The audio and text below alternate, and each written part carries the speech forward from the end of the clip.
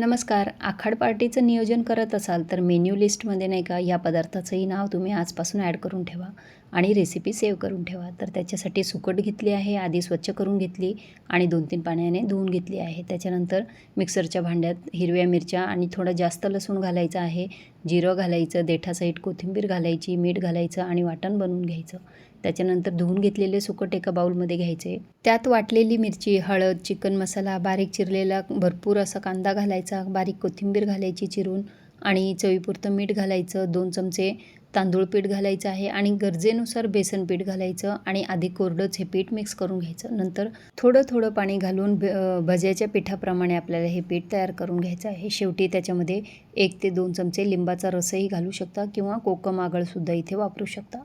लिंबू रस घातल्यामुळे ना भजी चवीलासुद्धा खूप छान लागतात बरं का. आता तेल तापून घेतलं आहे आणि त्याच्यामध्ये आपण त्याची भजी पाडून घ्यायची आहे आणि छान अशी सोनेरी कुरकुरीत होईपर्यंत ही भजी नाही का मस्तपैकी तळून घ्यायची आहे. एवढी चविष्ट लागतात की नाही ही भजी. पण आत्तापर्यंत तुम्ही खाल्ली नसतीलच तर तुम्ही आखाड पार्टीचं जर नियोजन करताय ना तर ही भजी नक्की बनवा आणि तुम्हाला आवडतीलच याची मला पूर्ण खात्री आहे.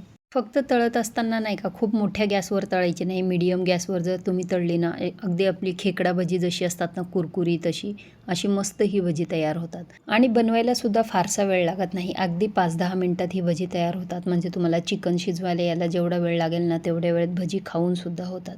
एवढी झटपट अशी ही भजी तयार होतात. तर तुम्हाला आजची कुरकुरीत सुकट भजी आवडली असतील तर मालाच किचनला लाईक, शेअर आणि सबस्क्राईब आणि फॉलो देखील करायला विसरू नका आणि आवडलेली रेसिपी इतरांनाही शेअर करा आणि कमेंट करा. धन्यवाद.